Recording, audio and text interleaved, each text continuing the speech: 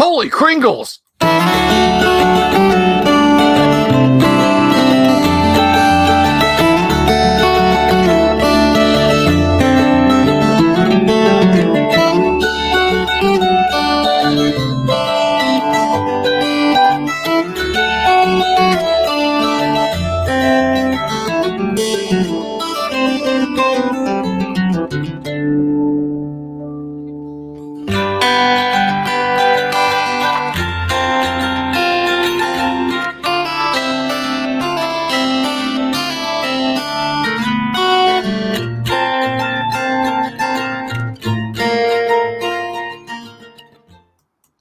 Hey, good evening to you. Welcome to Thursday. How the heck is everyone? It's good to see you, and it's good to be seen by you. I, of course, am your beautiful and luscious, handsome host, Bill Sylvie, a.k.a. the Dungeon Delver, and this is just kind of a thing that we do. I hope you'll stick around and have fun with us while we do it. But anyway, if you're new here, like if you're just stopping by, if you followed a link that I put up and you're like, hey, I guess I'll check this out. Please consider clicking the subscribe button, click the bell icon for notifications. And if you want to support the show via Patreon, via PayPal Direct, via buying me a coffee or Subscribe Star, there's all those options down there. The crab's pointing at it. He's pointing right at it. So he'll show you. Just listen to him. But anyway, I hope you guys are having an absolutely great Thursday. I'm having an okay one so far. Nothing too terrible has gone wrong. There's some chatter out there. Hello, Jimmy, Tommy Die, Duncan Todd. Good to see you over there. Wave of Mutilation. Just want to stare at the wall behind me and dream. Oh my goodness. I have a couple of articles back there. Yeah. We've talked about a lot of them. I got a couple of versions of Space Hulk, and I got my D&D Electronic Labyrinth game. And this rather uninspiring monolith here, this car battery, is the dual hardback set of Goodman Games, Temple of Elemental Evil Redux. I've got some BattleTech and Star Wars tech manuals over here with Tomi watching them. So, if you like to be creeped out by Japanese horror manga, she's got that covered. And then junk over here, got my OD&D set. But you guys know I've talked all about that. Tommy, Damien, we've already talked about that. And we're going to talk about other stuff tonight. All right. First and foremost, and this is most important, hence foremost, not to be confused with Fornost, which of course is in Middle Earth, but we can talk about that some other time. First and foremost, we have the Advent Dice Calendar from Do Dragao Gaming. And we're going to look at day 8. It's day 8. We're going to apply a little X-Acto action to open up. My collection is dwarfed by yours, but you have a copy of Chainmail not signed. All of my shrink wrap copies of Chainmail, I had 5 or 6 of them, have been sold or given away. And the only one I have left is signed. So I don't take it places. There's not much of a need for chainmail, I think, unless you're just a hardcore, like I'm going to build my own internal combustion engine kind of guy. Like if that's you, then, chainmail to role play with is your jam, right? But that ain't me, babe. No, that ain't me. But yeah, I have my autographed OD&D sets by, Dave and Gary and everybody else. But speaking of pioneers of Dungeons and Dragons, boys and or girls out there, I'm not going to judge. Next Thursday, we have a special guest. We have the one, the only, Tracy Lesh. Who's Tracy Lesh, you might ask? Tracy Lesh is the artist responsible for the creation of the Mind Flayer. Tracy is a pioneer in tabletop role-playing games. He should be a household name, and I hope by the time his visit is over, you will consider him one. But Tracy and I met a few years ago, and he lives here local to me. He won't be in the studio. It's just a little bit more Can you imagine both of us crammed into this area? It wouldn't work. Trying to change out of my Hooters uniform. A throwaway Silmarillion reference. You love this channel. Yeah, well, what can I tell you? All right. So I have unearthed it, like the Arcana that we're going to be talking about. So this is day 8. And yes, I'll put it up on the camera and you guys can see it blurred and whited out. But the text says, "Where are all the teaspoons? Roll for perception." And it's an odd die to do it with.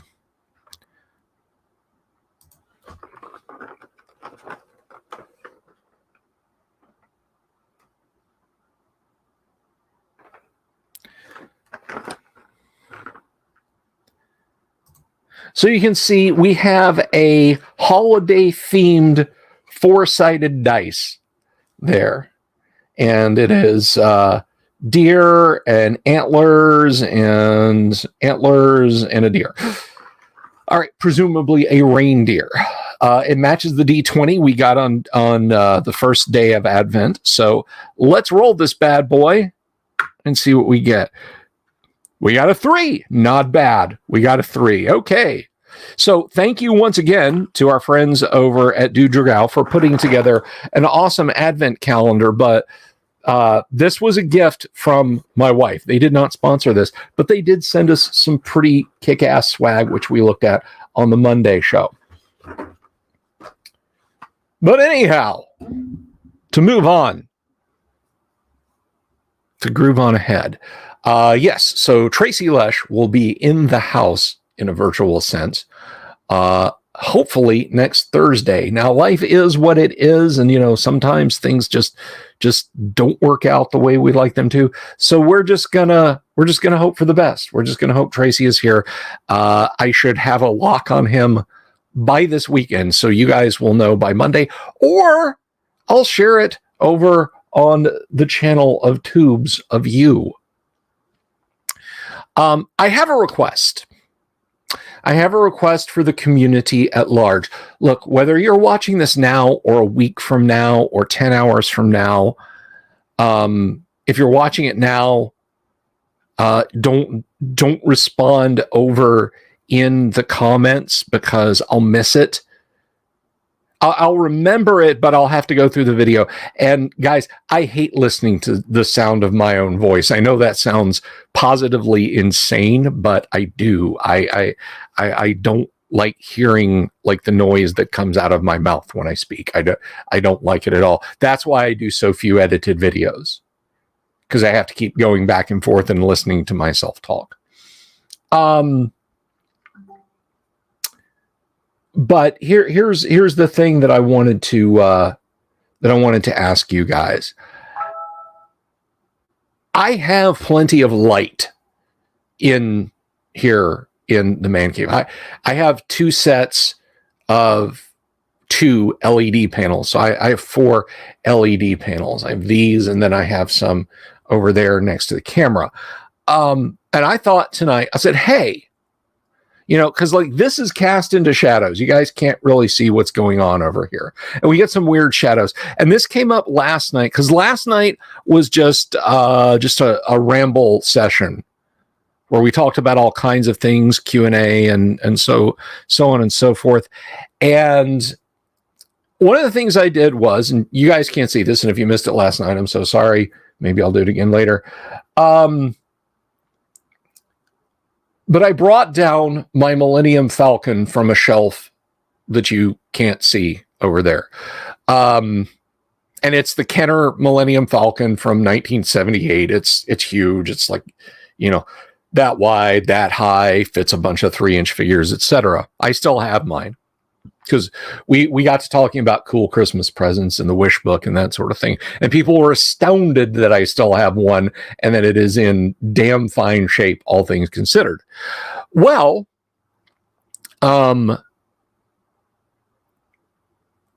I brought it over to the camera to show off, and that's behind the lights. So the studio lights that are shining on me are practically on top of me.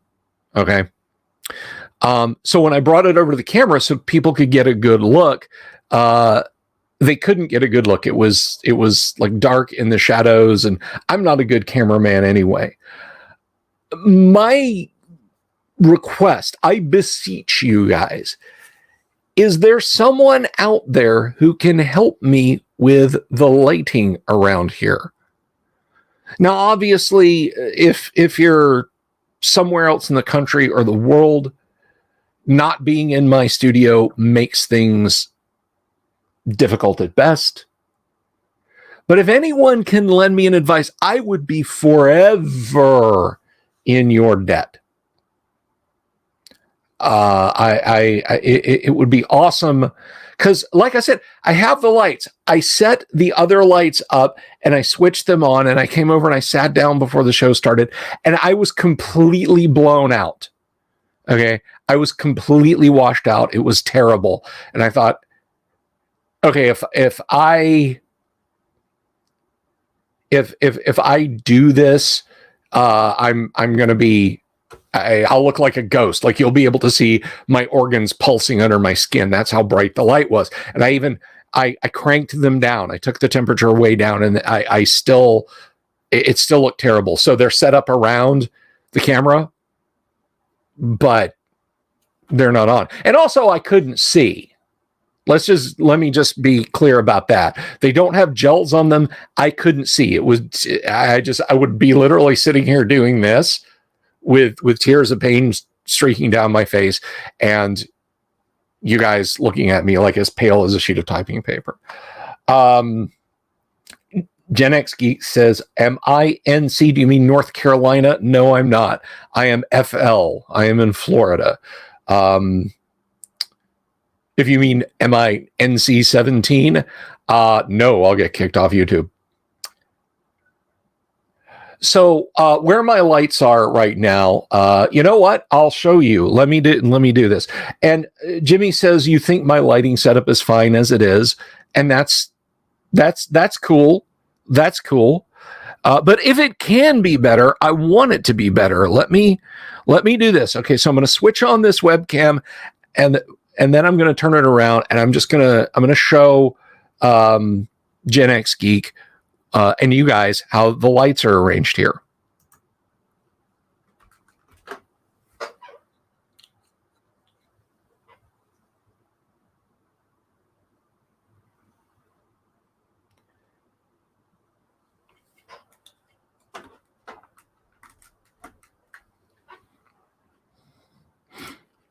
So as you can see, I have two lights above me shining down. They have gels on them. And then I have two that those filters actually came from. The filters that are on those are taped on those because the filters that came with those are awful. And then my two original lamps are over by the camera, which is where I'd set them up. So that's my light setup, Gen X. I don't have diffusers.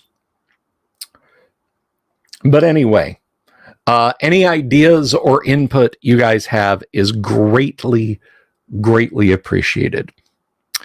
And also, lest I forget, my dear fellow players from other games, we had Tonka Todd, and we had Sapphire Sissy. She was hanging out, and he was hanging out in the chat last night, and we were having a lot of fun looking at old Sears wish books and so on. Get a reflective diffuser, looks like an umbrella to bounce the lights off of. We'll get better coverage and less in the focus brightness. Okay, well, now I know. I will look at getting diffusers. Maybe that's what I'll ask Santa Claus for this year. All right. So let's move on. Like I blister in the sun. No, not that. We have been talking about Unearthed Arcana, the controversial book meant to expand and extend Advanced Dungeons and Dragons first edition. What we do know about Unearthed Arcana in retrospect was it was created as an attempt to save TSR from being broken up and sold on Wall Street, which it did. And in the end, it didn't matter because Gary felt he had to leave. Tunk-Todd, hey-oh. Yes, Chris, Violent Femmes. And that, by the way, is a Lake Geneva connection. Go grab your vinyl copy of Violent Femmes' self-titled first album, I'll Wait. What do you mean you don't have a vinyl copy of it? Are you some kind of communist? Anyway, Violent Femmes' first self-titled album was produced in Lake Geneva. The Femmes all hailed from Wisconsin. And it was a sound studio in Lake Geneva, Wisconsin that that album was recorded at. And the Femmes actually performed at Gen Con many times. They were very aware of their geeky heritage. So it makes me wonder, is Gordon Gano a D&D player? I think we should find out someday, but maybe not necessarily now. All right. So I've complained a lot, and rightly so, I think, about how screwy D&D became with Unearthed Arcana. Thank you, Gen X Geek. Thank you very much. I will check that out on the twits here after the show. On the D&D, on the Dungeon Master's side, Unearthed Arcana is not a bad book. The new spells are fairly okay. I think Everard's Black Tentacles should be a higher level spell because of what it does. However, by and large, the spells are less onerous. Okay, one, many of the spells came from modules that are almost as old as the core modules of first edition Advanced Dungeons and Dragons themselves. Core rules of first edition Advanced Dungeons and Dragons itself. Crystal Brittle is in G1 or G2, possibly G3. Okay. And the G series of modules rolled out abreast of the AD&D rules. So many of these spells have been thoroughly play tested. I still feel like all of these optional classes and changes to classes in Unearthed Arcana were half-baked. But the spells, they'd been played for years. This concatenates them all into a single place. Now, I have to tell you something. There is a spell in here that it's kind of become part of D&D lore under Wizards to the point that they assign it to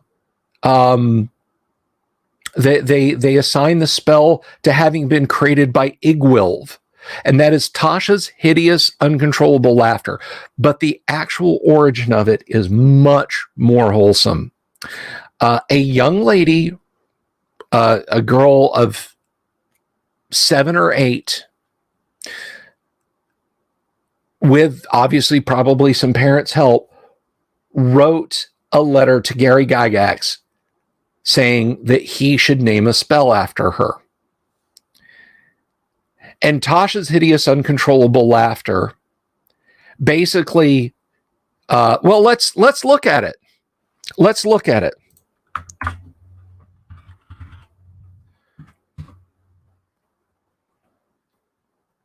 I'm sorry, it's Tasha's uncontrollable, not Tasha's hideous uncontrollable. Tasha's uncontrollable hideous laughter. But it's very, very wholesome. So let's look at this.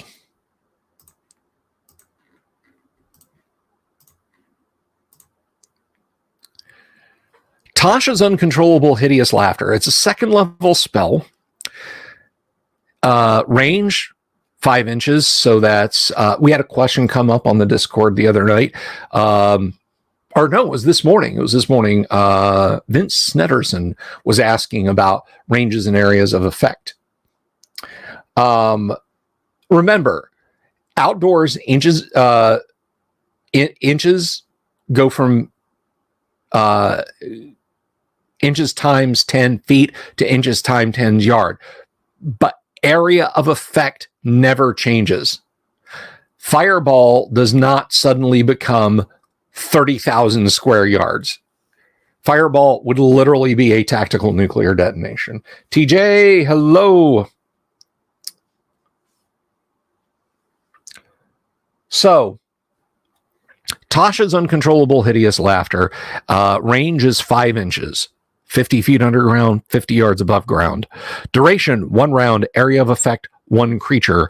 Components, verbal, somatic, and material. And we'll get to that material in just a second. Casting time, 2 segments. Saving throw, special. Explanation, description. This spell enables the caster to cause the subject to perceive everything as hilariously funny. The effect is not immediate, and the subject creature will feel only a slight tingling on the round the Dwemer is placed. But on the round immediately following, it will begin smiling, then giggling, chuckling, tittering, snickering, guffawing, and finally collapsing into gales of uncontrollable hideous laughter. Although this magic mirth lasts only a single round, the affected creature must spend the next round regaining its feet, and it will be at -2 from its strength or -2 to hit and damage on the 3rd and 4th rounds following the spell casting. A successful save versus spells negates the effect. The saving throw depends on the intelligence of the creature. Creatures with intelligence of 3 or less are totally unaffected. Those with intelligence of 4 to 8 save at -6, with intelligence of 9 to 12 at -4, 13 to 15 at -2, and 16 or greater normal saving probability. The material components of this spell are a small feather, a tiny wooden paddle, and a minute tort, a pie. The tort is hurled at the subject, while the feather is waved in one hand and the paddle is tapped against the posterior of the spellcaster. A very, very, very, very silly spell. And so Gary created that for the young lady who asked. And that's just a bit of fun. That's some wholesome fun in there, right? So I stuff like that, like the magic spells, I have no serious problems with.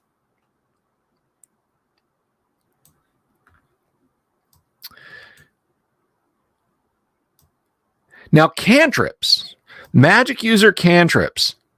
So you ask, but what is a cantrip? Cantrips are simply small acts of prestidigitation, and all they do, well, here, we'll let the man speak for himself. And we're not gonna deep dive all of the cantrips, but I just want to give you guys kind of a taste for these. Cantrips are the magic spells learned and used by apprentice magic users and illusionists during their long, rigorous, and tedious training for the craft of magic use. An aspiring magic user or illusionist may use 1 cantrip per day as a 0-level neophyte, and again, we come with the negative experience points. 2 cantrips per day as a 0-level initiate, 3 cantrips per day as a 0-level apprentice. Cantrips must be memorized just as higher level spells are. So yeah, they're not going to give you sleep and magic missile and Tensor's floating disc on day 1. Sorry, Harry Potter. am I saying? Harry Potter was like using basically the D&D equivalent of like alter reality, finger of death, disintegrate his first year there.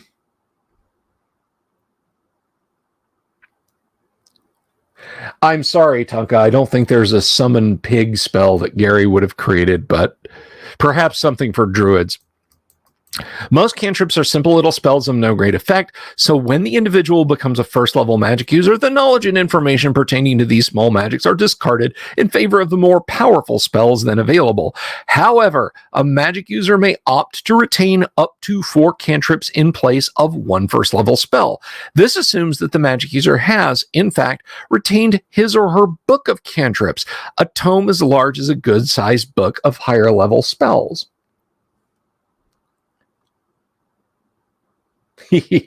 Gotcha, Todd. Did you just spot Flaming Sphere, the low-level evoker's first car? Yes, you did. All cantrips are 0 level, have a 1-inch range, 10 feet underground, 10 yards above ground, and generally a generally small area of effect. Require only soft, simple verbal and somatic components, and are cast in a very short time, 1/10 to 1/2 of a segment. A 10th of a segment, that's less than a second. Only those which involve living creatures afford any saving throw. Individuals in a state of extreme concentration, such as when casting a spell, do not have that concentration broken by person affecting cantrips. The effects of cantrips and the people and items affected by them radiate a very faint magical aura.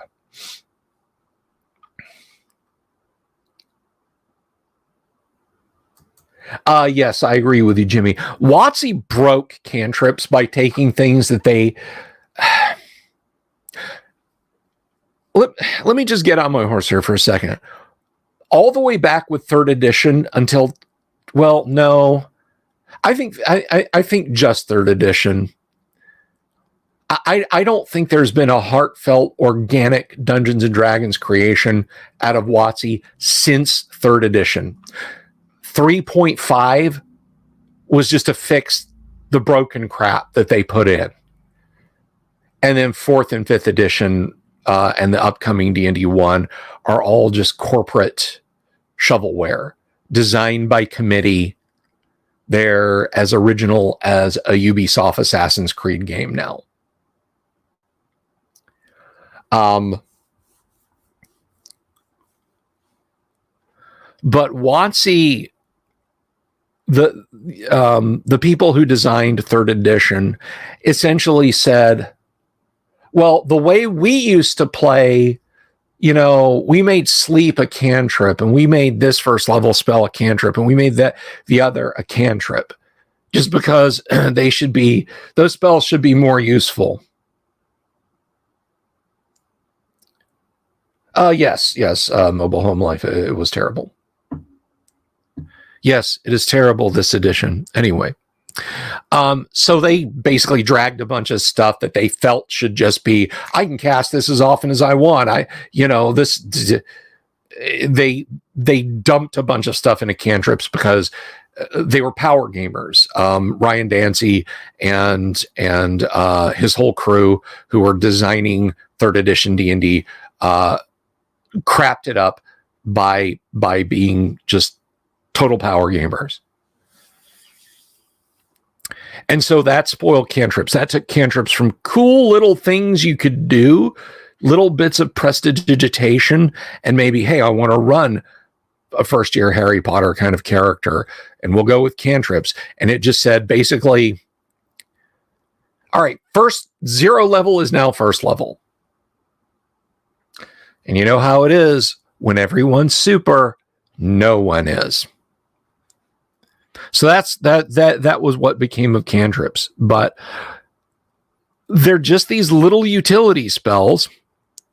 They're cast the same way that spells are cast. Note that despite their simple components and short casting time, only 2 cantrips can be cast during any round by a single magic user or apprentice. Now, that is actually kind of game-changing. 2 spells in a round. Spell casting ends whatever you're doing in a round. So as we'll see when we look at some of the cantrips, that can potentially be pretty powerful. Furthermore, the segment of the round in which the cantrip is cast is dependent on the usual factors: surprise, initiative, and so on. After the first of the two cantrips is cast, the magic user must roll a 4-sided die.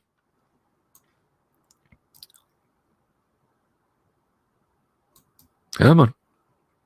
To determine how many segments later he or she will be able to cast the second cantrip if so desired. It is not possible for a magic user to cast both a spell and a cantrip during the same round, no matter how short the casting times are. Cantrips are grouped according to general effect or purpose into 6 categories: useful, reversed, legerdemain, person affecting, personal, and haunting sound, plus a 7th available only to illusionists: minor illusion cantrips. I think you're thinking of 3rd edition, Tommy.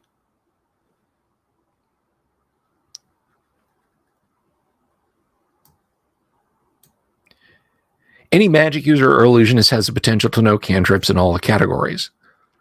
So let's just look at a few of them. I'm not going to go through all of here, but just so you guys can kind of apprehend what we're dealing with when we say cantrip. So chill, area of effect, 1 foot cube. That's 1 real foot. Like if you held up your hands, you'd say it's about that big, not in map inches. All right. It's not 12 map inches, 120 feet or 120 yards on a side. So just rein that one in. It causes non-living liquid or solid material to become about 40 degrees Fahrenheit cooler than it was, subject to a minimum temperature of freezing. The chilling effect lasts for but an instant, after which the subject warms slowly back to normal temperature. Verbal components is soft whistling, somatic is a downward thrust thumb.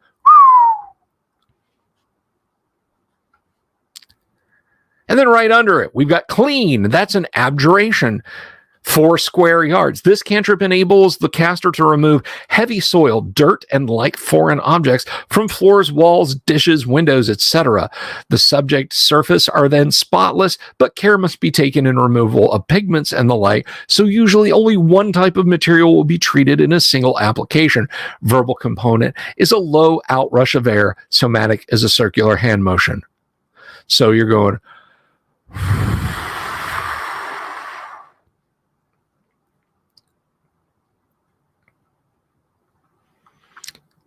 And then we've got color, which basically is a flood fill. Dampen. I want to make his shirt moist. And then dry. It removes dampness. Dust removes all tiny particles of dust and grit. Exterminate. This does not summon a Dalek. All right. When this cantrip is used, the caster may kill a single pest such as a fly, mouse, rat, beetle, or the like. It is useful for indoor and outdoor applications. If the subject is very small, an area of up to 1/2 cubic foot can be rid of pests. This cantrip is effective against magical creations and normal-sized creatures magically shrunk to insect size, but has no effect on polymorph creatures and similarly enchanted beings. The somatic gesture is a pointed finger while the caster verbalizes a low zzz sound. Zzz.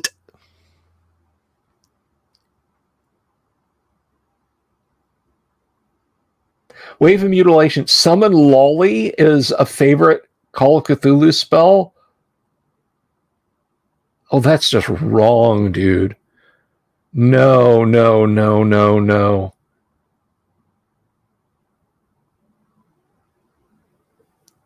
There's no line, sentence, or paragraph in all the AD&D rulebooks that state only one spell per round. The concept is implied across 2 paragraphs in the player's handbook. All right, Jack Photon, the rules lawyer.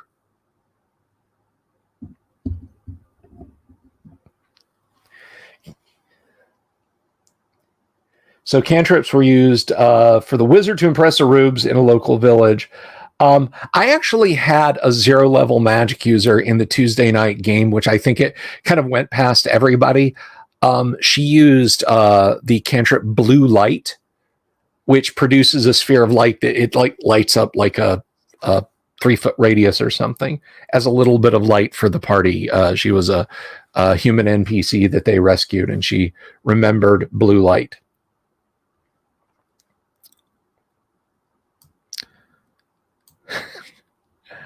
Flavor. Somatic component, a big clock. Yeah, boy! This cantrip enables the caster to give the subject a superior or better or different flavor. Thus, mush can be made to taste if it were lobster bisque, but the dwemer will not actually affect the quality or wholesomeness. I would think that would be an awesome cantrip. And in fact, I had forgotten about that. I'm going to use that. I'm going to use that in a game. I'm going to have an NPC use that. I'm sorry, yes, material component anyway.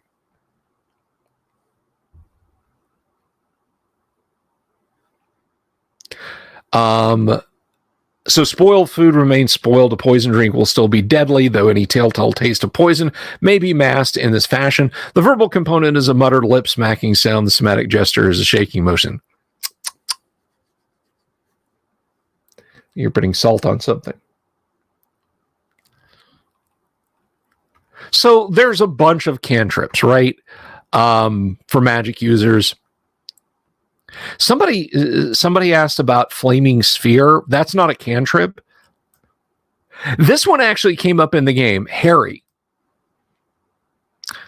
So I'll read this one to you. You guys don't have to lean in and squint your eyes. John Scott, hi from Orlando. Well, the Orlando area. Please get out before they euthanize you.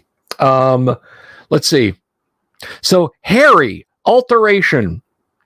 Area of effect, 1 object, casting time, 1/10 of the segment. While this cantrip is not actually one of the standard useful ones, which apprentices reserve for mischievousness, it is one which generally used for no good purpose. It causes hair, fur, or hair-like growth to thicken and lengthen.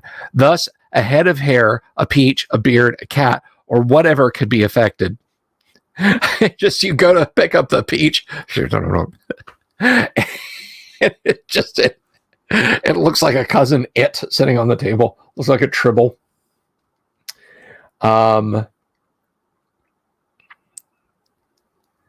So the growth will cause the subject material's hair to increase 2 to 12 inches in length.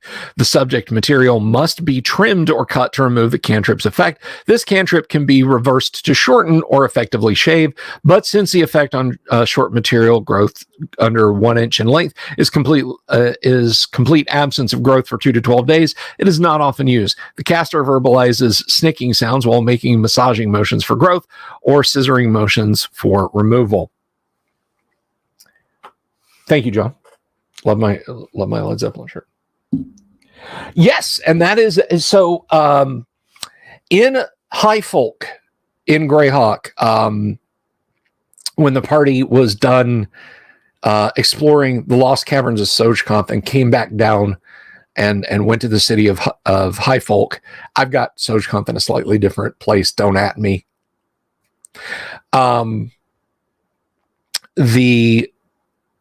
The group spent a long time there, and one of the players, she wanted to have long hair. She had it cut short to keep under a helmet, but for reasons that I'm not going to go into here, she went to a hairstylist, an elven hairstylist, who did a couple of castings of Harry so that she would have hair long enough that she could braid. Now she still tucks it under her helmet, but she basically winds it around her head during those times.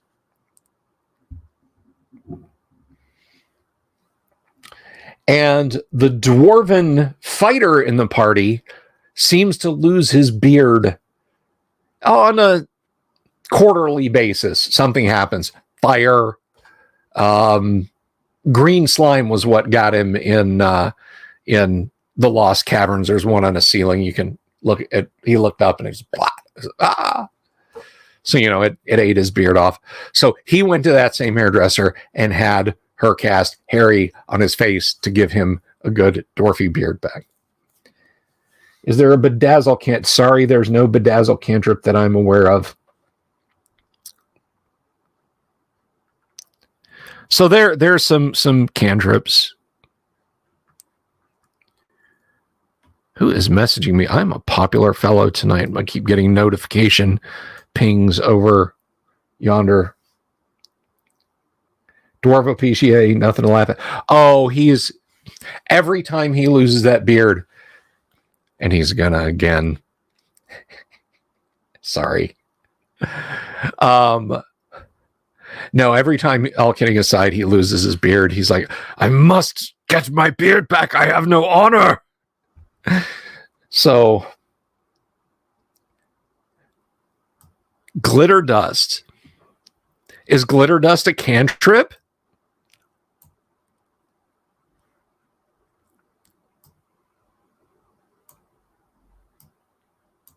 Wilt, you can summon the power forward from the New York Knicks. No, that's it's reverse of freshen. Change if you need a pocket of quarters. Palm, that one goes with Wilt, you know, he just kind of holds the ball like that.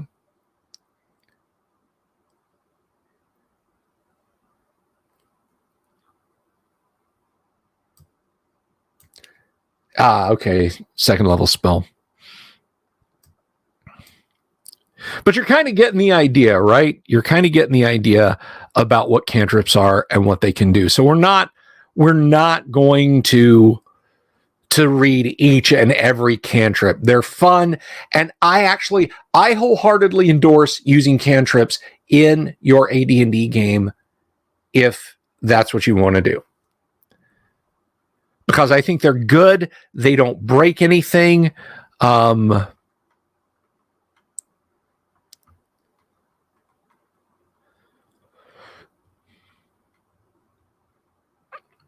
And you can do fun stuff like haunting sound cantrips, creak, footfall, thump, whistle, tap.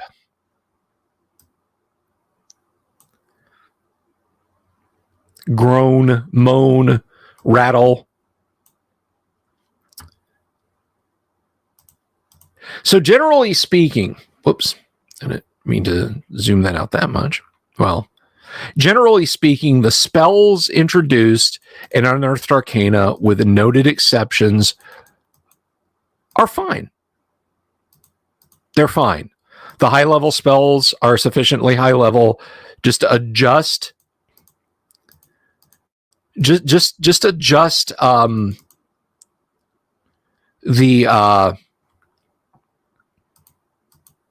Everard's Black Tentacles spell, or get rid of it entirely. Now, this is Appendix 6, Players Section and Additions and Corrections. It was originally published in Dragon Magazine, issue 103, November 1985, and is reproduced here as an appendix for ease of reference. I get why they just picked a page that is nominally blank to stick this in, but I do kind of wish it was where it should be. But it is a considerable piece of errata. I can't imagine that anybody was happy to get this. Note that, hey, we're missing stuff. So, effects of armor on thieves functions.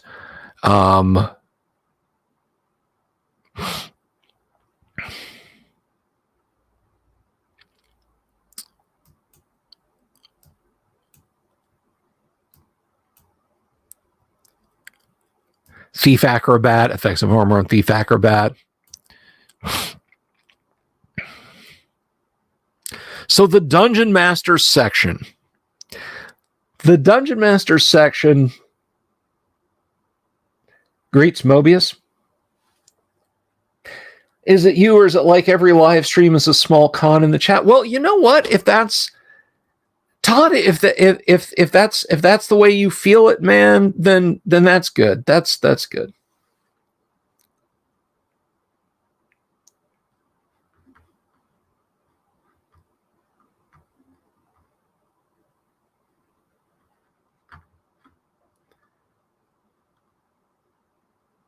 John says he got UA off the shelf first day. Like you got it off the bookstore shelf, or you got it off the shelf like it was on your shelf on day one, and you're like, get that off there.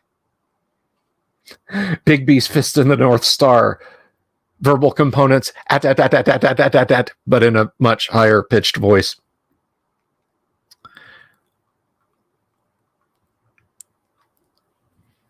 So we dive into some DM stuff here.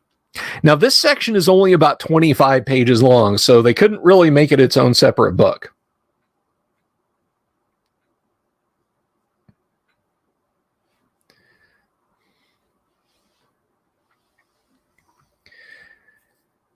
You wonder how much of this book impacted Gary's move out of TSR? Not any, Vince. Remember, as I said, as I have been saying, Gary was saving TSR by releasing this book. This book probably would have been the blueprint for Gary Gygax's second edition Advanced Dungeons and Dragons. We all like Gary's output, right? We enjoyed his stuff. Well, in the introduction, he says, this is now the rules. This is the way D&D is played now. We might have been showing a lot of unhappiness to Gary Gygax's second edition AD&D. I'm just saying, y'all. I'm just saying. Yes, it was written under duress. So, now here's something you guys might think that, like, I want to just tear my beard out and scream up and scream about and flip a police car over and set it on fire and whatever. And that is Generation of Ability Scores Method 5. Not so much. Not so much. And we're going to look at that. And the reason why, when D&D started, it was generally thought that 50 players and 2 DMs at a single table in a single campaign was an acceptable way to go. I've run over 20 in a single table at a con. It is exhausting, particularly for an 8-hour session. That is a 4-hour block, a break for dinner, and then a 4-hour block. It is brutal. I cannot imagine 1 or 2 nights a week, every week for months on end, of 25 people to DM. I have 11 on Monday night. I've had as many as 13. I've had as many as 15 on Monday night. And that's all on Discord, never here at the house. I've had a lot of people. Wow, 21 viewers. Thank you all. Thank you all very much for stopping by. If you're just stopping by the way, please, if you're not already subscribed, click the subscribe button, click the bell icon for notifications. In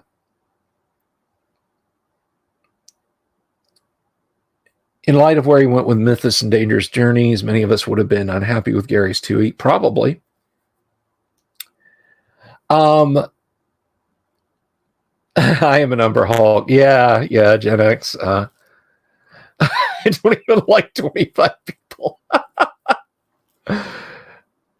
Well, I kid people about they're like, man, I can't find anybody to play AD&D with. That's because I have them all. I have all of them. I have the remaining 11 first edition AD&D fans are all at my table.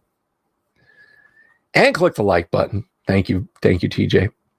But no, the fact of the matter is, like, my first D&D group was me, my sister Beth, and my buddy Tommy. 1 character apiece, both fighters, playing the Caves of Chaos. But as I've said, I was an accommodating and gentle, even loving DM back then. In that I would read everything in an encounter area, monster hit points, trap locations, secret doors, etc., and I put the map down on the table. It was the only book I had to play D&D with. Okay, I didn't know any better.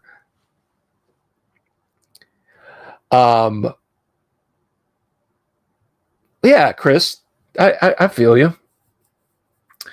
But anyway, if we had Method 5, that would have been off the chain. But the reality was most people were playing, you might only have 1 player at the table. So Method 5, 22 people in the chat are watching the video. I'm sorry, watching the video. You might not be in the chat. You know what? If this is your first time coming, say hi in the chat. you don't have to dox yourself or anything like that. But if you have a YouTube account, say hi to us in the chat over there.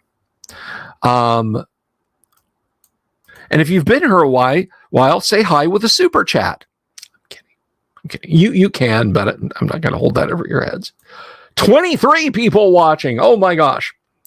So method 5 says, okay, you've got 3 or 4 people at your table. Elaine really wants to run a paladin. Steve really wants to have the stats so that later on he can dual class from fighter to magic user. Or from fighter or from cleric to fighter. And that's what method 5 covers. Now, method 5, we look here. This method can only be used to create human player characters. Gary is still valiantly trying to fight the tide from our party is all drow. Or, one human who gets sneered at by the elf, the gnome, the 2 halflings, and the 2 dwarves, right?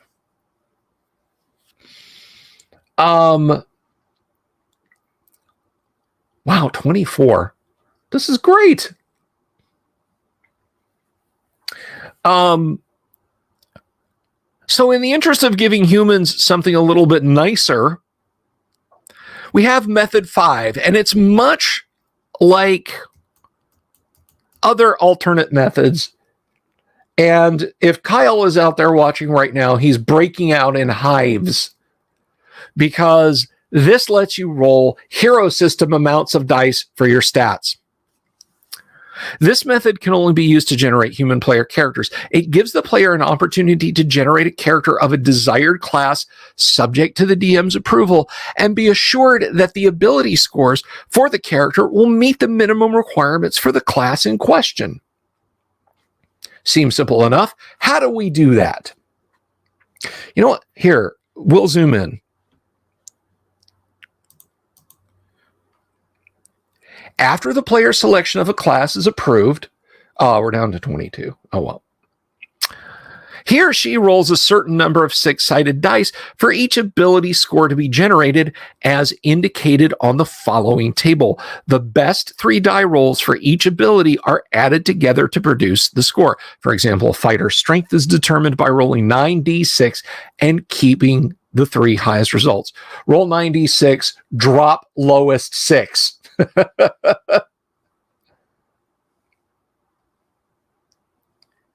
It is. Your average number is 15.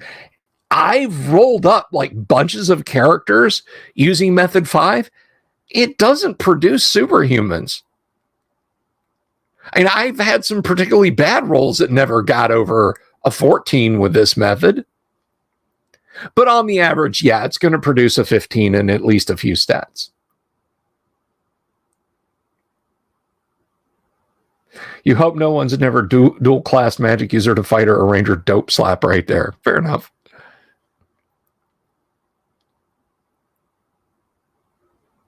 Here comes Bill Con. Not hardly.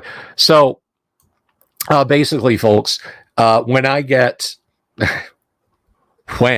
10,000 subs on the channel, we'll have an IRL convention. And it's not going to be called Bill Con. Stop saying that. But I'm never going to get 10,000 subs, so it's not a problem. Anyway, so as you can see, you roll all of these dice, and there's some times when it's roll 3. And this is not roll and arrange to taste. You go down the line.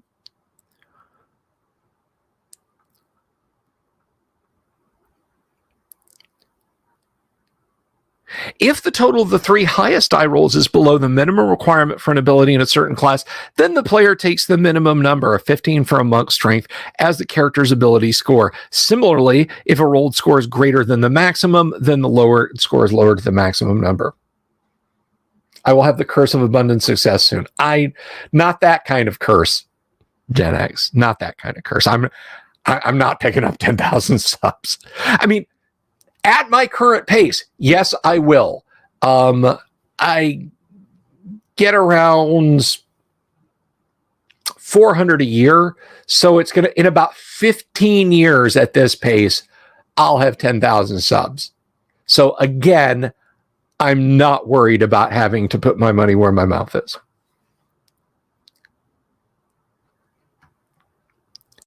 So let's take a look at something. Let's take the basic character, the fighter, the backbone of Dungeons and Dragons. This is the Chevy Nova with a 350 manual transmission, AM radio, no air conditioning, 71 Chevy Nova of character classes. And let's do this. Let's grab some dice. So I gotta come up with 9d6 here, not 96, 9d6. So that's 3, 4, 5, 6, 7, 8. That old metal guy over here, 9. So 9d6. So here's my strength. This is my strength. Now listen to this, guys. Highest is a single 6.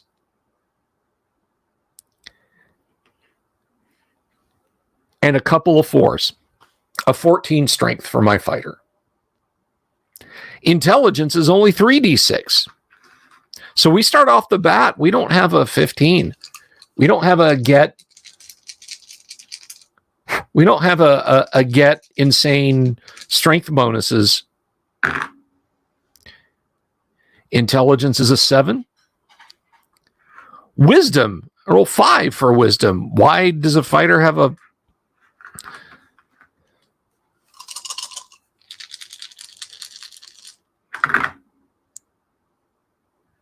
See, I should have run the. I should have done this guy as a cleric because my wisdom is 17. 14 strength, 7 intelligence, 17 wisdom. Dexterity, 7d6. 2, 4, 6, 7. Wait, 2, 4, 6, 7. Okay. See what that does.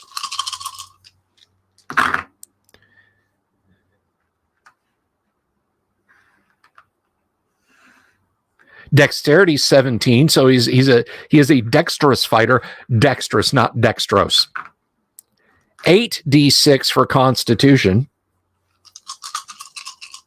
And the weird old guy with the floppy head is Bill. You're darn right it is.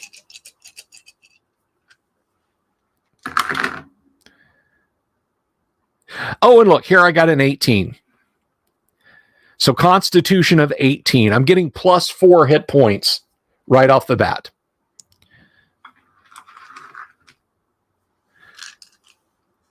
Charisma is 6d6. Execute order 6d6.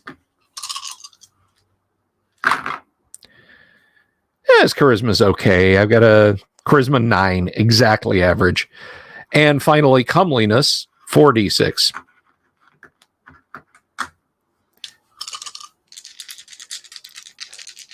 My loyalty is correct and proper, Luther. My loyalty to first edition is correct and proper. If we had it Luther's way, we'd be listening to Thomas Edison sing "Twinkle Twinkle Little Star" on a wax cylinder instead of Led Zeppelin on mighty vinyl. And his charisma, his comeliness is 8. So that's not an insanely over-the-top, high-powered character. I mean, let's do this 4d6 discard lowest.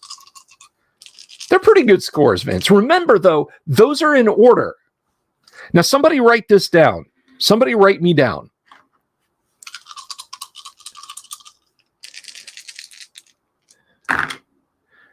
All right, so I've got a 10.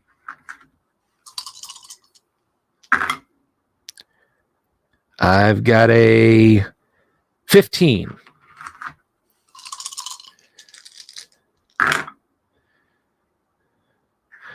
I've got a 9. So that's 10, 15, 9. Oh, that's terrible. I've got a 7. 10, 15, 9, 7.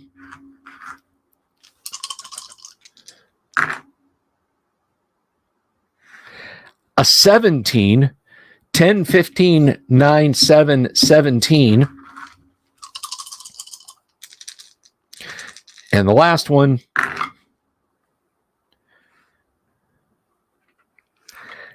10, and I guess we'll do comeliness. Comeliness says it's just always 3d6 if we're not using this method. So 10, 15, 9, 7, 17, 10, 15, 9, 7, 17, 10.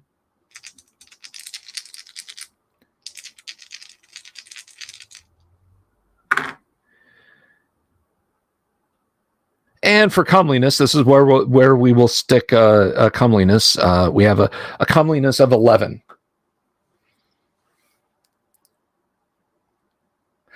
So as you see, the roll big fistfuls of D6 to get what you want is not really that out of line. It is truly not out of line with what we get on 4d6 discard lowest arranged to taste. We come up with a pretty decent character either way. But the advantage here is that if you're using this and your DM is saying, okay, you know, Bob, you really want a paladin, and I'm looking at this 10, 15, 9, 7, 17, 10. I mean, the 17 goes in charisma, the 15 can go to your wisdom, but you got to get those other stats up, so we bump those up to the minimum. So setting that aside, you know, you're doing all right with this method, but I don't think it's incredibly over the top. I don't think it is game-breakingly over the top. But again, if you've got 3 players and everybody agrees to play human, not demi-human, or you've got 3 players and 1 demi-human, and you know your game's not going to get any bigger, but you'll want slightly more durable characters, this is a way to do that.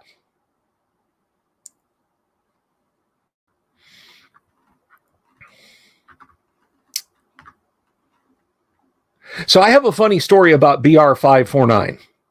This is a computer geek joke, but it is also a pop culture reference. So those of you who did not grow up in the 70s and 80s, and I think maybe even into the 90s, but I wasn't watching it by then, are probably only passingly familiar with a TV show, Hee Haw, which was a 2-hour, hour and a half country music variety show. It had a regular stable of characters, Grandpa Jones, hey Grandpa, what's for supper? Minnie Pearl was on the show. Roy Clark, Buck Owens, just a big stable of people. Well, Junior Samples was on the show, and he would always have some terrible car that he would basically, it was a fake car commercial in the middle of the show, Junior Samples used car sales. And he would say, you know, it's got factory air in the tires, all new wiring, holding the bumper on, called BR549, you know, back when phone numbers were just, you know, tiny things and had, you know, letters in them. Gloom, despair, and agony on me. That's right. It's Unearthed Arcana. Okay, so keep that in mind. BR549 was a phone number. In the ancient days, in the 20s, 30s, and 40s, rural phones were few and far between. So your exchange was 2 letters and then 3 numbers. So BR549. If you go watch a movie from the 30s, even in big cities, it was like, hello, operator, can you get me Klondike 327? You know, and it was KL. And that's how people that's how people memorized phone numbers. Fast forward to about 2002. Yeah, it would have been 2002. Fast forward to 2002. I am in a matrix-like room at NASA. I have banks of computers that I am running to and fro, throwing Windows 2000 install CDs in and installing Windows 2000 on workstations. I'm making one kick-ass workstation out of two meh workstations by taking the RAM and the hard drive out of this one and putting them in this one, and so on and etc. Rock and roll is phenomenal. Rock and roll is really great. So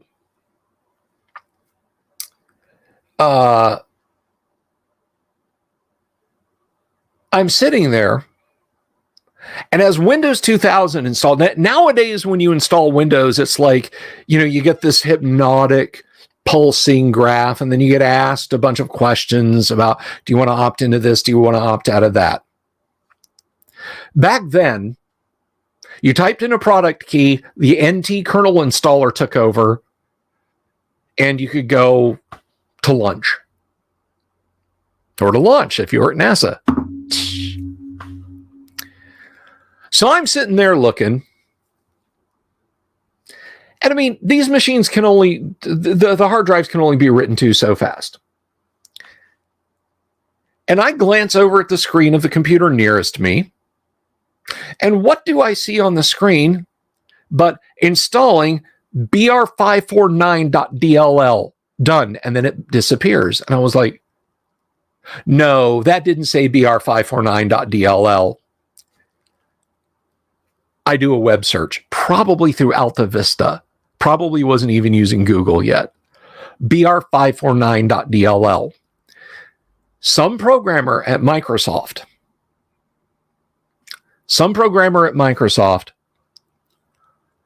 named a DLL responsible for telemetry in Windows, basically Windows, part of its error report handling. Do you wish to send this to Microsoft?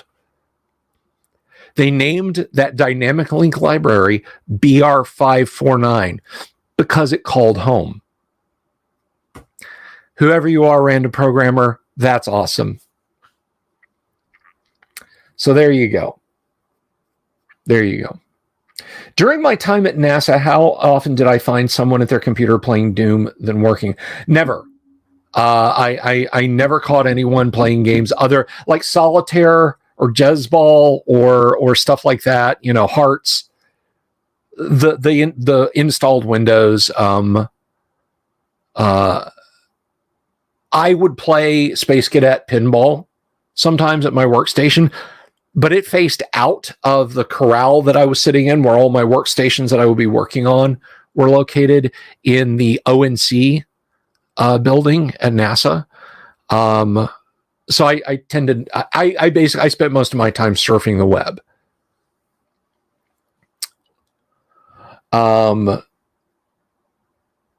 Now, I'm not saying that people didn't play games on their computers, but I never witnessed it.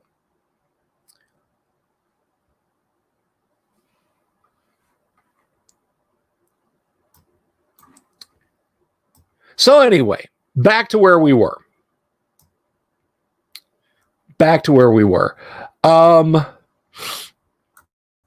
This is not a bad way of creating stats. This is not an awful way to create stats. Starting hit points for player characters. Now, no matter what other abilities and characteristics a player's character may possess, survival through the first level will be difficult if the character is saddled with low initial hit points. Accordingly, a minimum has been established for starting hit points for player characters. If the initial roll of the die, or dice for rangers and monks, is lower than the given number below, then the character is granted this number of hit points to begin his or her adventuring career.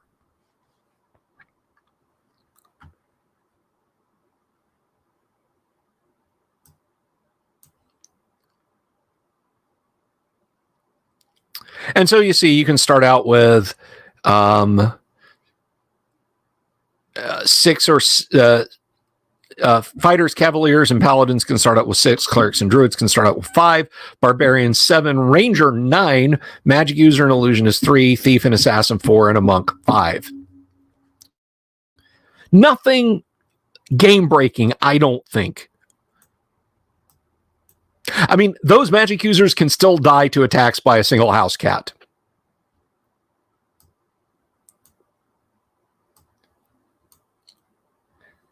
And John points out that Dragon 129 and 140 expand Method 5 to include all races. Oh, why not just call it Dungeons and Elves at that point?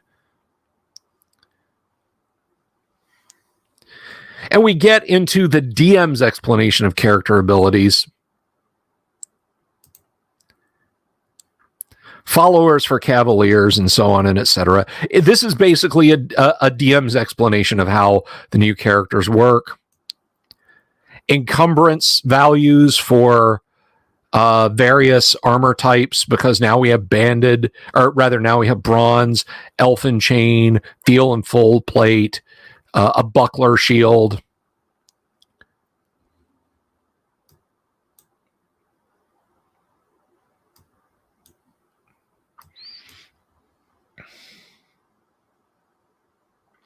The anti-paladin, that's a good question. The anti-paladin, I want to say he was in the 80s or 90s, but somebody catch me up there. Oh, wow, that far back. Trippy. So new notes for henchmen and retainers.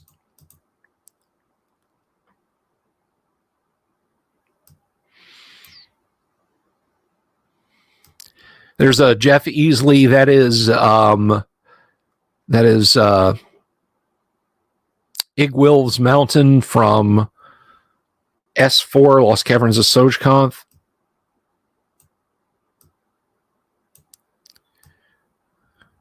Warhorses and Barding, and then there's encumbrance for them. And you get magical horse barding, of course.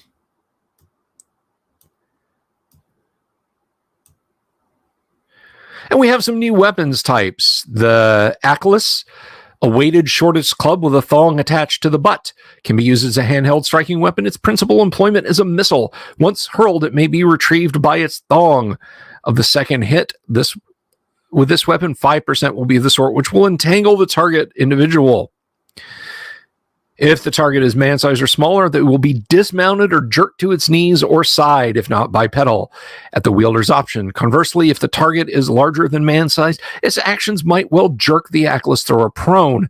The weapon is tied to the wielder by a thong or cord of about 10 feet in length. When a hit is scored, a subsequent roll of 20 indicates entanglement. This condition persists until a round can be spent disentangling the Atlas and thong. The thong is broken, the thong is severed, which requires 2 points of cutting damage, or the wielder somehow manages to divest himself or herself of the fastened line. And my favorite one to say to my YouTube commenter, the atlatl. I don't care if the last L is silent. It's fun. Atlatl.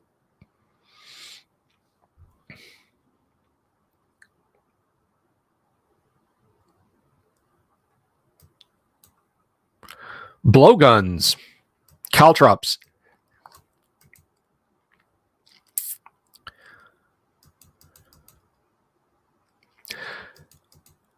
So you get caltrops in Unearthed Arcana, handheld crossbows, little pistols.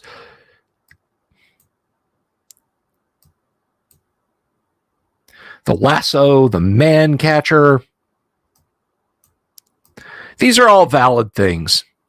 The sap, a blackjack, small leather bag filled with sand or similar material.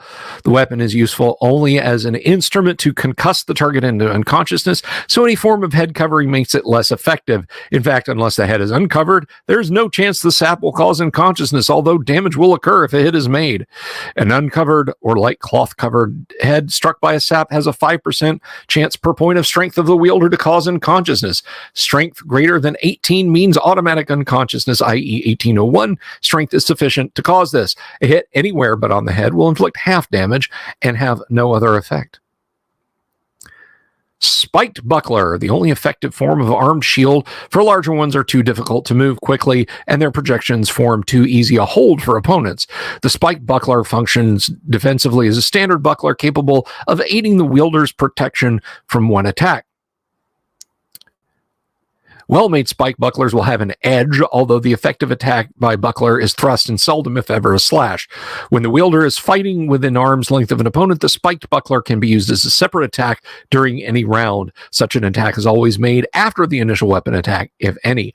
Only one such extra attack per round is possible. If the spiked buckler is in a second attack mode, the attack is made at -2 probability, this penalty cumulative with any others which are applicable.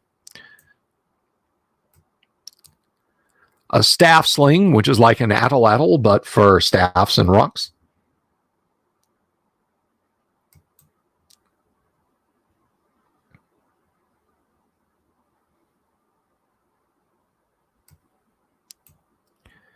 The falchion sword, the khopesh.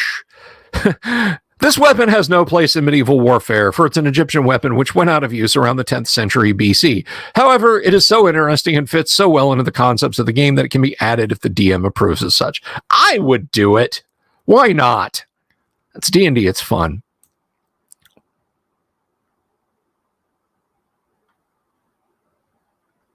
Well, I mean, the whole snag someone and throw them off their horse, I would just treat it as a scimitar. And the whip, if your game goes that way.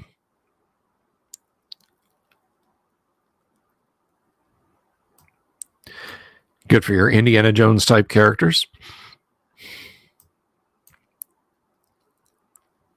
The number of types of cantrips known is recorded, this is basically about how you get cantrips and so on. You know, I'm gonna let's stop sharing that. I do want to go back to that, but we've actually gone on for a long while now.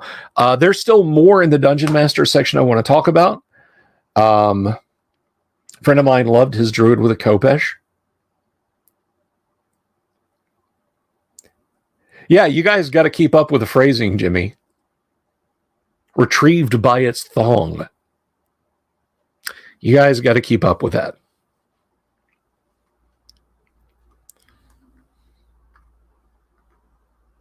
Hey now, Tonka. Hey now. But there is something I do want to get into, and we're not just going to skim it. And it is something that I think... So I haven't put this in my Greyhawk campaign. I don't know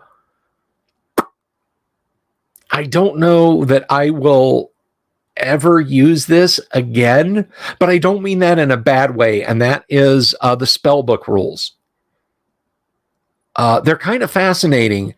And as long as it's just the magic user handling the spellbook, and we'll see it tomorrow night. We're going to get into the traveling spellbooks versus study spellbooks and etc. They're actually kind of fascinating. Like I said, guys, the DM side of Unearthed Arcana is not that bad. Honestly, if the character classes and abilities had been thought out and they just dropped comeliness entirely, Gary establishes right off the bat that physical looks and charisma are not the same thing. And I, as a DM, I maintain that I'll get back to you in a second, DJ. I maintain, see you around, Mobius. Oh, sorry, mobile. Take care. But I maintain that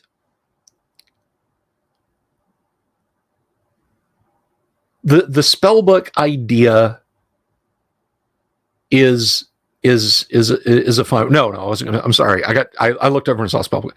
No, I maintain that you can have a character with a 4 charisma that you describe as physically gorgeous, but you are a disgusting, horrible, boorish person.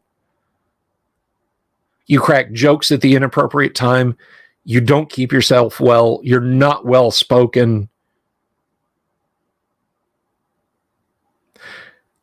Or you may describe yourself as a mass of scars and wounds and stitched shut injuries and just, chin like a pickle jar, nose like a turnip.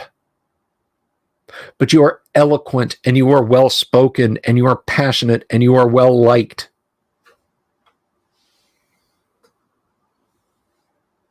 Gen X says, a himbo. So I think it can be, I think it can be either or some combination of, but I don't like the idea of your character is randomly good looking or not. I just don't like that. So anyway, I don't like that. That should not have been. I mean, maybe comeliness could have been just a strictly figured characteristic out of charisma. Like, yeah, you might have a charisma of 5 and say you're stunningly beautiful, but it is going to have a negative impact on things. Many modern celebrities. Yeah.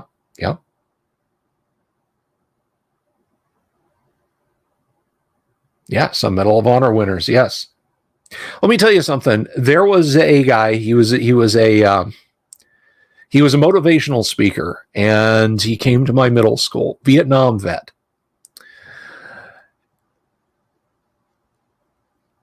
In Vietnam, he got hit with a 1 in a million shot because they were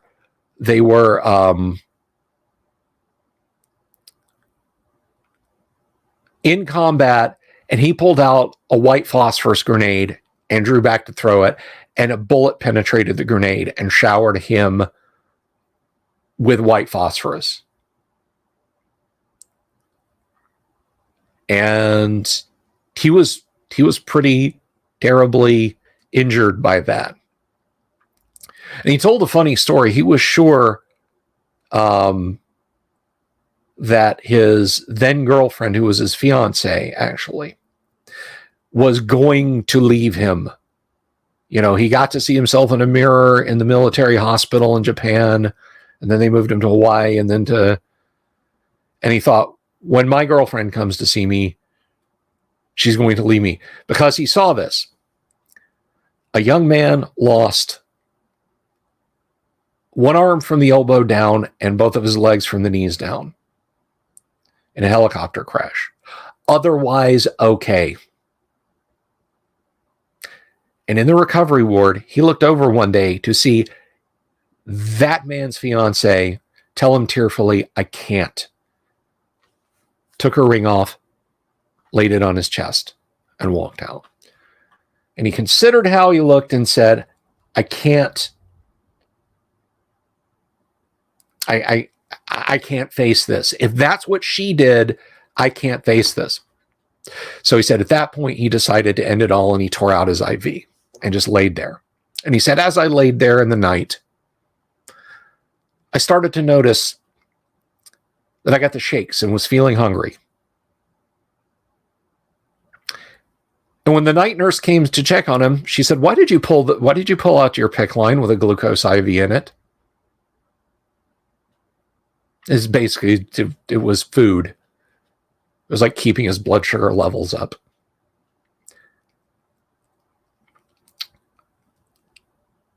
But he played piano, played absolutely fantastic piano. It was very inspirational talking to the guy. And at the end of it, he took off his sunglasses, and yes, his face was erect. That guy had an 18 charisma.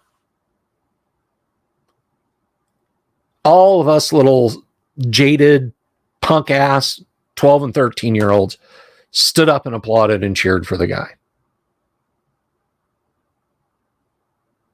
So that is my take on not having comeliness and not having looks and charisma interacting. Here was a dude just, His face was scrambled, basically. And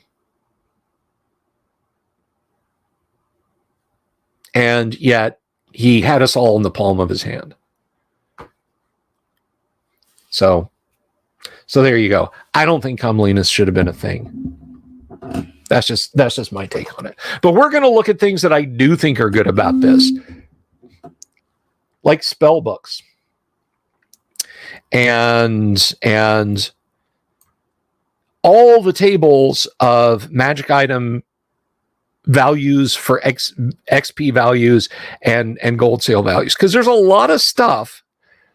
There's a lot of stuff that has come along since the publication of the Dungeon Master's Guide. And there's things that weren't listed in the Dungeon Master's Guide for XP values. And we're going to look at all of that. We're not going to go through each one, but I'm just going to show you guys. And there are many new there are many new magic items that we can discuss. Yes, the main, like your study spell books are very heavy.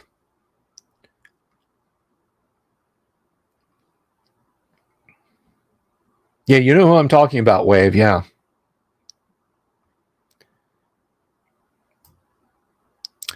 But we're also going to look at pummeling and grappling. Now, pummeling and grappling is interesting because Gary has stated, like, and I remember, like, on Dragon's Foot and EN World and other places where people would ask Gary about AD&D, you know, oh, I heard so-and-so wrote this subsystem and so-and-so wrote that subsystem. And Gary was very adamant. I wrote everything that went into AD&D. It didn't go into AD&D by anybody's hand but mine. Separately, I heard Gary say that he was coerced, that he was talked into putting the unarmed combat system as it was in the Dungeon Master's Guide. I mean, I guess both can be true. Like, I only put that in there because someone convinced me to, but at the same time, it does ring a little bit hollow. So we have Appendix Q, weaponless combat. We'll go over that.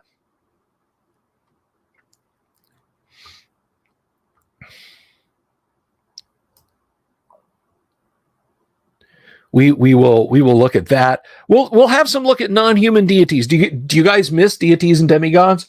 Well, we have oh,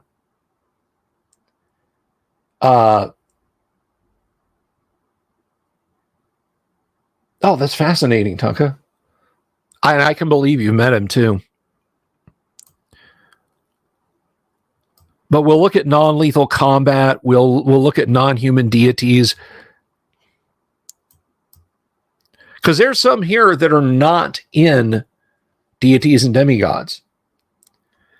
And then we probably won't look too much at the polearm section, although we might have to if TK is in the audience. I swear the polearm section in here has probably been reprinted almost as many times as Keep on the Borderlands.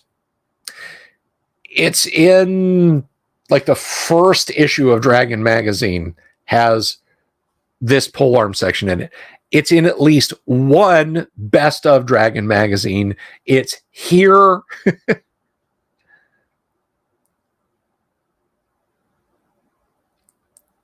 You miss our deities and demi. I mean, that's, I don't have more. I promise I'm not hiding any, but we do have some demi-human deities we can talk about. Best of Dragon 2. Thank you, John Scott.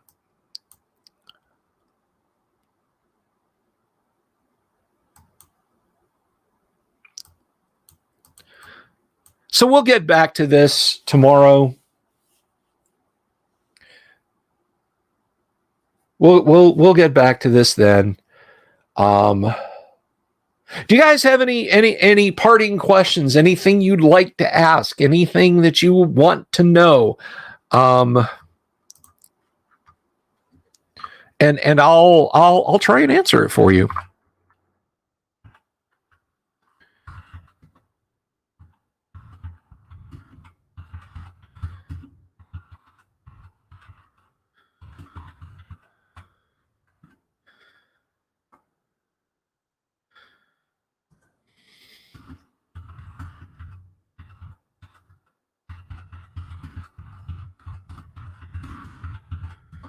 Let's see here.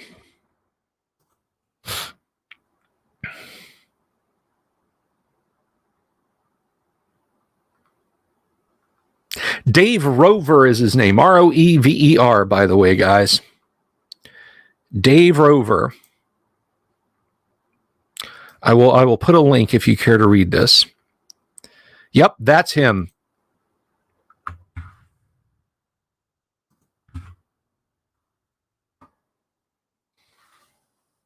Oh, Tonka, Santa Claus is he is the spirit of Christmas, and the spirit of Christmas is real, and therefore Santa Claus is as real as the spirit of Christmas is in your heart, buddy. That's what my parents told me when I found their closet full of presents when I was playing hide and seek with my sister. Seems old computer tech. I ordered a PCMCIA card the other day for my night. That's cool, Jack. That's very cool. Now, is it PCMCIA or is it PC card? They're two separate technologies. By the way, for all you computer geeks who know what I'm talking about, you'll know what I'm talking about. The rest of you will just be like, words, computer tech words. The PCMCIA card interface is essentially 16-bit ISA, but it is not mastered.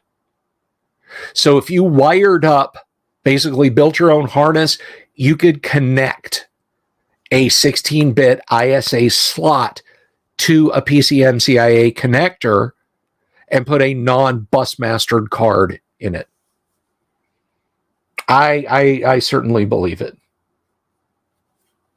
Oh, Baron, you had that Santa talk with your son.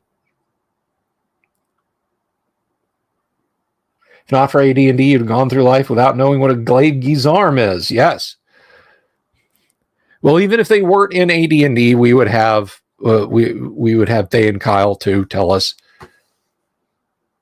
In my opinion, should it have been better to have less starting classes in D&D and more branching? No.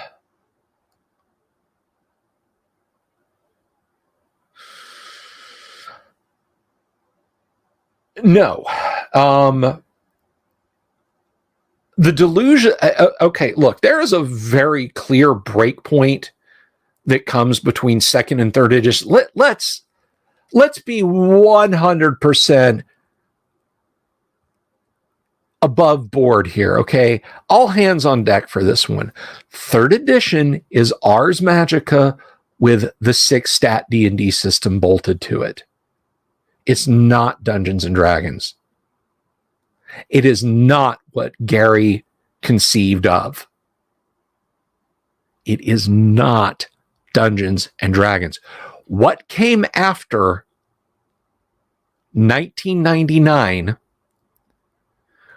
deluge of classes, all this garbage that came in with 3rd and 3.5 and 5th edition. And let me just say, if you're playing and enjoying those games, that's awesome. I don't have a problem with you. All right. I'm not edition warring here. I'm simply stating facts that when we talk about Dungeons and Dragons, fundamentally, the game changed so radically between the end of 2nd edition and 3rd edition that there is different as night and day, in my opinion. They use many of the same names and a tiny damn few of the same conventions. Alignment, separate classes. But it really is just Ars Magica with the D&D 6-stat system on it. And Gary was bound by an NDA. He couldn't say what he had consulted with Wizards on, but he did have input into 3rd edition.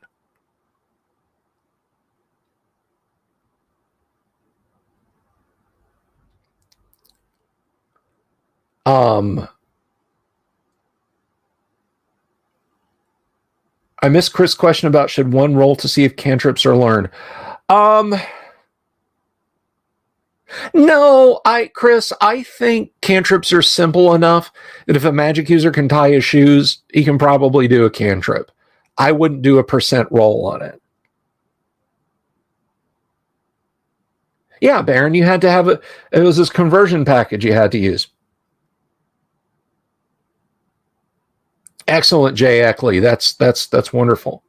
Ars Magica was my point. Oh God. Oh, that's what she said. Anyway, so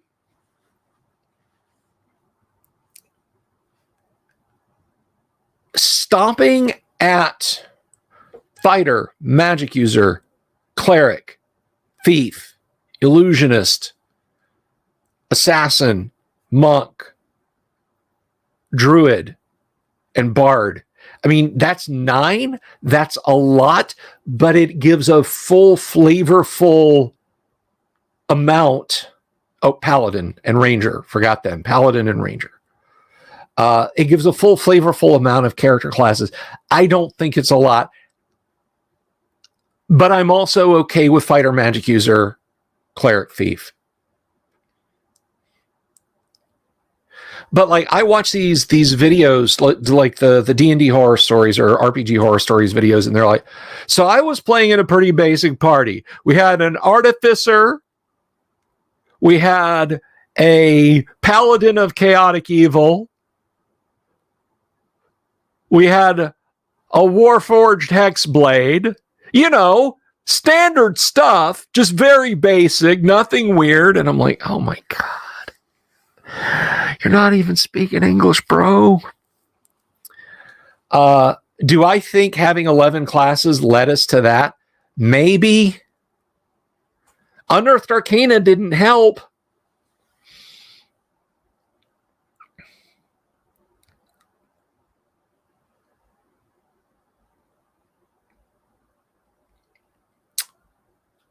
It didn't help.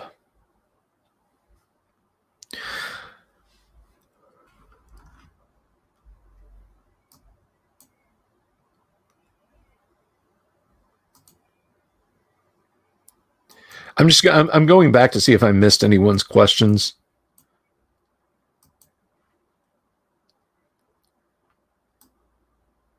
Don't want to miss anyone. Now, Gen X, you make a good point. Kids these days overdo character backstories. They think they're making the new modern classics. And backstories become plot armor. I've said this before. I said this on Twitter. Look, don't worry about your backstory. Your character was a waif growing up on the street. Now you're a paladin. Who cares when you were living in broken crates and eating stale bread? The stories, the backstories is not, here's why I am a badass at first level. It's, here's how I became a badass at 20th level. Your character backstories, whether you elect to tell them in character or their meta stories that you carry forward in your life of, we played the GDQ series over an entire year. My paladin was slain by Nosnera, but he was raised back up by the druid, reincarnated, and he completed the rest of the adventure as a brownie, but the magic user cast enlarge and permanency on him so he would be big enough to fight, and he used the brownie's abilities, and then at the end of it, the gods granted us a wish because we'd slain Loth, and I wished to be human so I could be a paladin again. Those are the stories. Not your attempt at becoming at becoming George R.R. Martin on a few typed paragraphs for your game master. That kind of thing can really, it can slow up a game. Build your character's life from You all meet in a tavern. You're all guards on a caravan. You're all prisoners in the hold of a ship. You're all summoned to the king's council. Build your characters from there. Build them up from that point.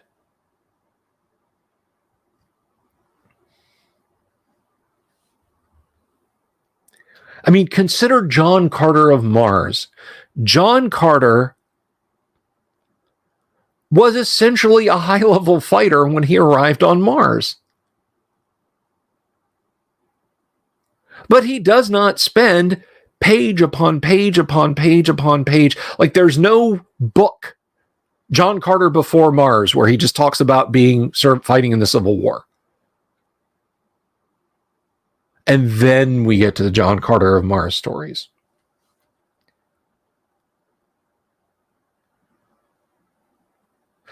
Now, if you come in and you say, hey, look, my character grew up on the streets of Greyhawk, a few lines are okay, you know? That's useful for me, the DM. I might say, oh, you know, there's DeBella. You remember her from when you were both beggars on the street. And now you think she's a member of the Thieves Guild, so maybe you can contact her about going somewhere to level up. You know, that's some fun interaction stuff. But handing me a volume that's this thick, telling me about your long, torrid love affair with her and how you both climbed the Tower of the Serpent and, you know, you broke your leg and she left you because she never thought you'd walk again. And then you were caught by the guards, but then dragged before at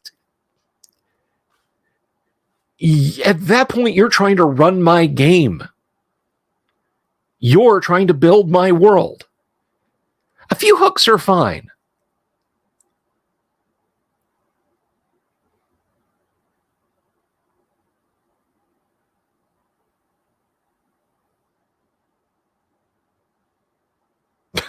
I see what you did there, Jack. I had to read that. I see what you did there.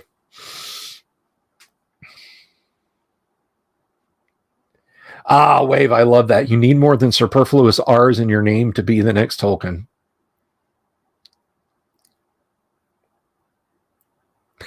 John Carter got Deja Thoris. I have to hate him a little bit. Oh, well.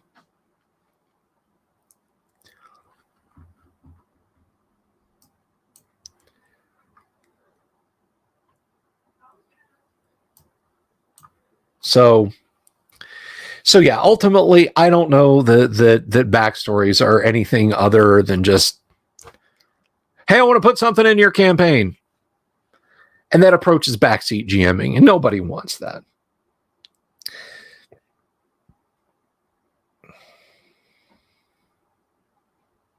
Luther R.R. Pendragon. Bill R.R. Sylvie.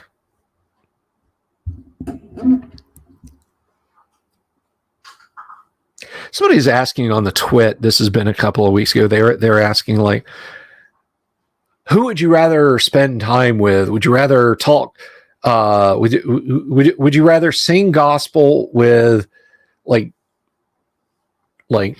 Johnny Cash and Merle Haggard and Chris Christopherson and Waylon Jennings, or would you rather sit and talk gospel with J.R.R. Tolkien and C.S. Lewis and G.K. Chesterton and so on? And, you know, I love both groups equally, but I would feel a lot more comfortable around the musicians. I really would.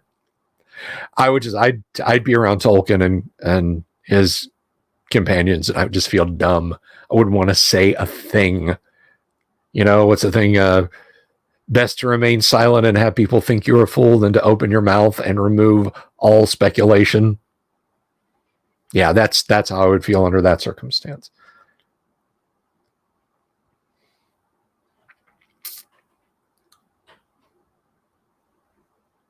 Chris stopping from the I know what that means.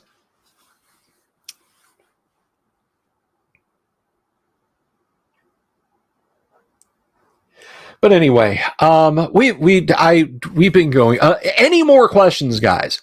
I'll take a few more questions if you guys have any. I'm watching the clock here if I don't get any in a couple of minutes, because I'm just coming to the point where I'm like, yeah, and one other thing.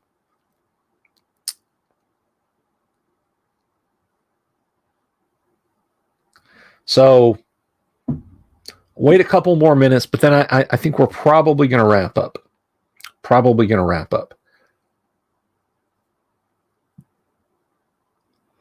What is the velocity of an unladen swallow, African or European? I need to know that information.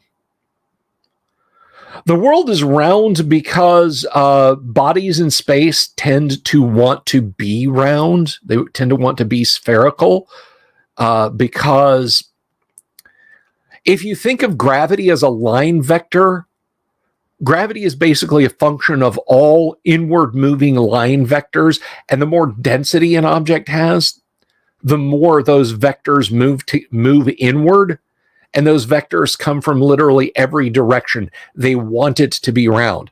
The reason that like the world isn't square, or like if you just went out and started building a square object in space, let's say we're going to build something the size of the sun, just hanging out somewhere in deep space outside of our solar system. And just like, I'm just going to build a square the size of a main sequence yellow star.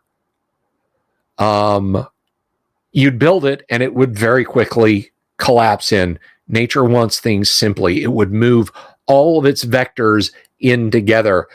At 90-degree angles, you've got some vectors asymmetrically arranged on it, and Mother Nature doesn't want that. So that's your answer to why the world is round. Because math and science. I will check that out. I need Energizer bunny ears for when I do the 24-hour. The 24-hour show. Luther, I promise you, in the new year, we'll do the Lost City. The Lost City. I need to read it, though, buddy. I need to give it proper credence. I need to go through it and make sure that I give it what it deserves. You don't want me mumbling and stumbling through it, do you? You don't. You don't. All right. Well, we're going to wrap up, guys. Listen, thank you. It was so awesome to see, like, I think we topped out at like 25 people on stream tonight, which is just frigging great. Thank you all. If you just stopped by, please click that subscribe button, click the bell icon for notifications. And I do want to take a minute just before I go. As I said, you can support the show on Patreon if you want, Subscribestar if you like, PayPal Direct if you're feeling generous, or you can buy me a coffee if you think I need it.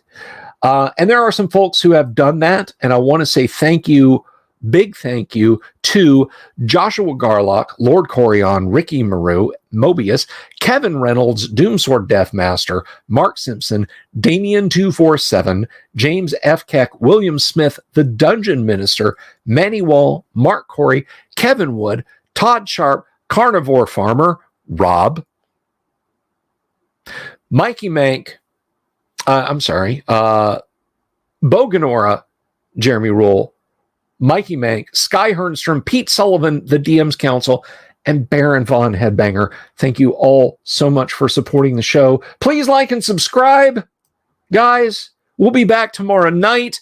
We'll do just a nice tight hour of Unearthed Arcana when we talk about magic items and spell books and such. And then at 9 o'clock, we're going to move over to live play for you, for your entertainment, your amusement, your enjoyment, your education and edification, rather. I just kind of did a compound word there.